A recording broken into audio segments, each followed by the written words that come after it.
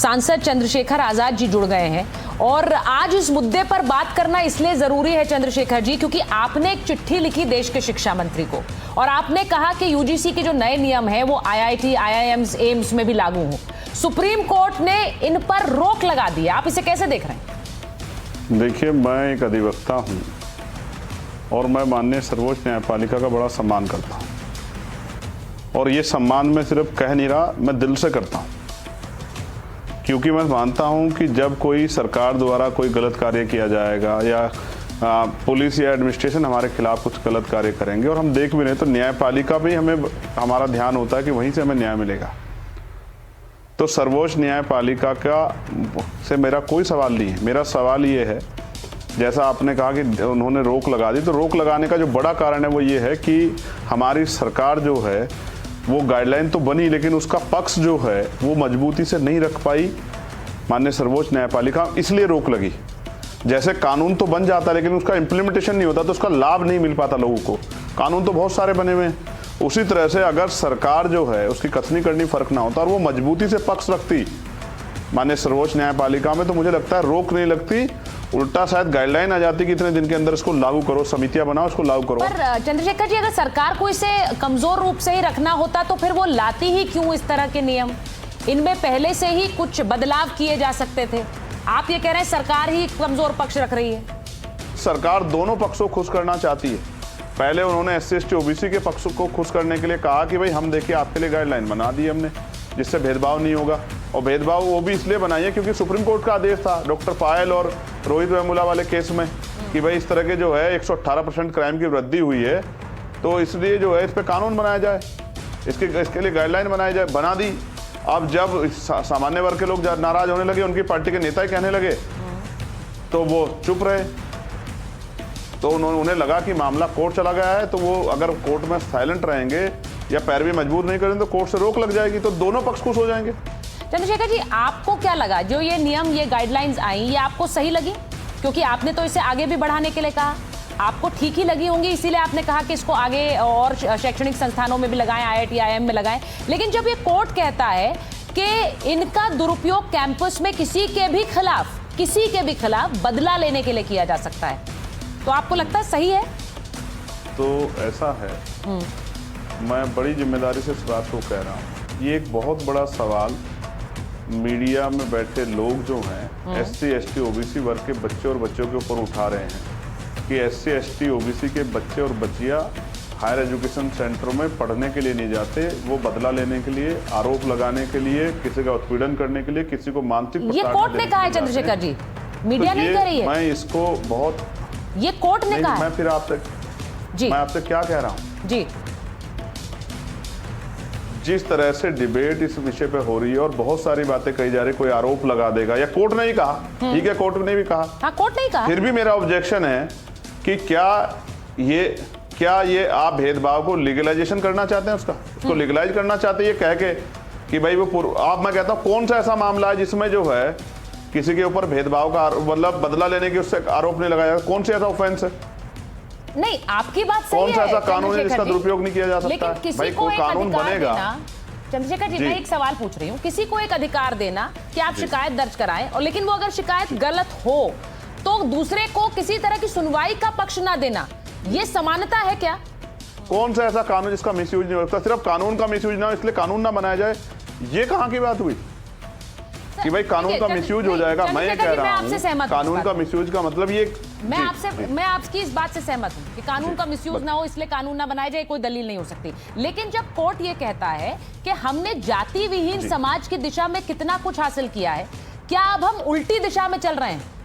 हम छात्रों को ये बता रहे हैं कि आपकी जाति क्या है, हम उन्हें बार बार याद दिलाएंगे, क्योंकि यहाँ पर जिस तरह से ये कमेटी बनाने की बात कही गई, वो ये कह रहे हैं आजकल तो अंतर जातीय शादियां हो रही हैं और हम खुद हॉस्टल में रहे हैं, अब हम यहाँ पर लोगों को चाह रहे हैं वो पढ़ें या फिर आपस में लड़ें। ठीक है, तो बड़ा सवाल ये है, ये जो इतने आर्म्स लाइसेंस मिलते हैं, ये किसी की हत्या करने को थोड़ा मिलते हैं, तो सेल्फ प्रोटेक्शन के लिए मिलते हैं ना।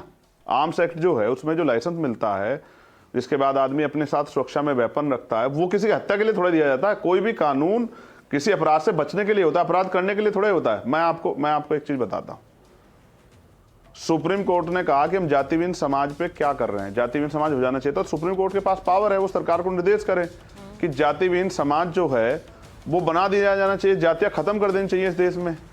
तो वो क्यों नहीं इस पे कदम उठाते, क्यों नहीं सरकार को आदेश करते? मैं आपसे चंद्रशेखर जी एक और सवाल पूछती हूँ, आपको ये क्यों लगता सरकार है का कि सुझाव थोड़ा ही था। सामान्य वर्ग का छात्र सड़कों पर आकर विरोध क्यों कर रहा है? आपको क्यों लगता है? आपको लगता है विरोध गलत है?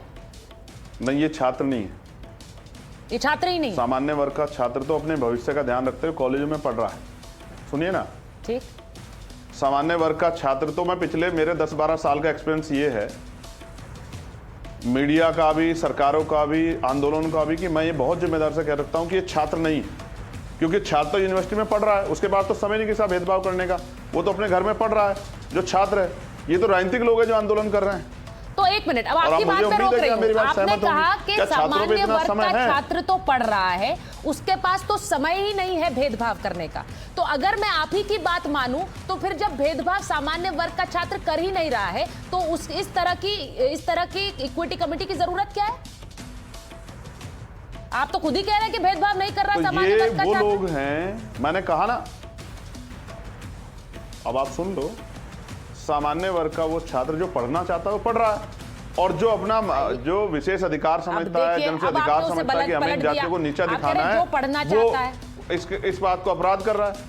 देखिए, अब आप ही ने, अब आपकी मैं क्या कह रहा हूं आपको, आप समझे नहीं हो? नहीं, मैं आपकी बात समझी, लेकिन आपको याद है, आपने अभी आपको याद है नहीं याद? एक मिनट, छात्र जो पढ़ना, आपको याद है नहीं याद है? वो भेदभाव नहीं करता है, ये खुद आपने कहा अभी। मैं इसीलिए जो पढ़ना चाह रहा है, जो पढ़ना चाह रहा है वो पढ़ रहा है, भेदभाव नहीं कर रहा है। और जो अपना विशेष अधिकार समझता है, जो अपना जो है जन से अधिकार समझता है, भेदभाव करना, जहां 118% की वृद्धि हो रही, वो अपना काम कर रहा है, उसी के खिलाफ तो कार्रवाई होगी। नहीं, तो आप ये कह रहे हैं आप अपनी जीभ पे लगाम लगाइए। हाँ। आप किसी का अपमान ना कीजिए, अपराध ना कीजिए, तो आप पे कोई कार्रवाई नहीं होगी। तो मैं इसको दूसरी तरह से पूछती हूँ, अब एक और सवाल पूछती हूँ। सामान्य वर्ग का छात्र, आप कह रहे हैं कि जो भेदभाव करना चाहता है वो भेदभाव कर रहा है, तो ये भी तो हो सकता है कि जिनको ये अधिकार दिया कि वो शिकायत लगाए, वो गलत मंचार से शिकायत लगा दे? ये नहीं हो सकता क्या? आप ये कहना चाहती है कि SC ST OBC के बच्चे वहां सिर्फ इस मंशा के साथ पढ़ने जा रहे हैं कि वो शिकायत लगाएंगे किसी की? मैंने ये नहीं कहा, मैंने आप ही की तरह सवाल पूछा, जैसा आपने कहा कि सामान्य वर्ग के कुछ छात्र। एक मिनट सुनिए ना, पहले एक मिनट, ना नहीं, आपने कहा सामान्य वर्ग के कुछ छात्र जो भेदभाव करना चाहते हैं। नहीं, अगर तो क्या ये दूसरी तरफ से सवाल नहीं उठ सकता? सम्मान करता हूँ, मेरी बात सुनना, आप मेरी बात को कहने देना। बोलिए प्लीज। मैं क्या कह रहा हूँ, आप मेरी बात को मुझे रखने देना, आप जवाब नहीं दे पाएंगी। नहीं, बोलिए ना प्लीज। सुप्रीम कोर्ट में SC ST OBC का रिप्रेजेंटेशन नहीं है, सुनिए ना। तो मैं ये कह दूं कि आज जो जजेस ने जो ऑर्डर किया है उसमें SC ST OBC के जज अगर नहीं थे तो वो पूर्वाग्रह से दिया होगा। नहीं, मैं इस बात को नहीं कह सकता, मैं जजों का सम्मान करता हूं। रहे हैं आप कुछ ऐसा कि भले ही एक भी जज SC ST OBC का ना उस पैनल में। नहीं, ये तो आपके सोचने का वो हो सकता है। ये मैंने बात नहीं लाई, ये आपने बोला। गौर से सुनिए, ये बात मैंने नहीं कही, आप सुनिए ना। मैंने तो उनकी जाति भी नहीं देखी। मैं एक मिनट सुनेंगे, आप समझिए ना।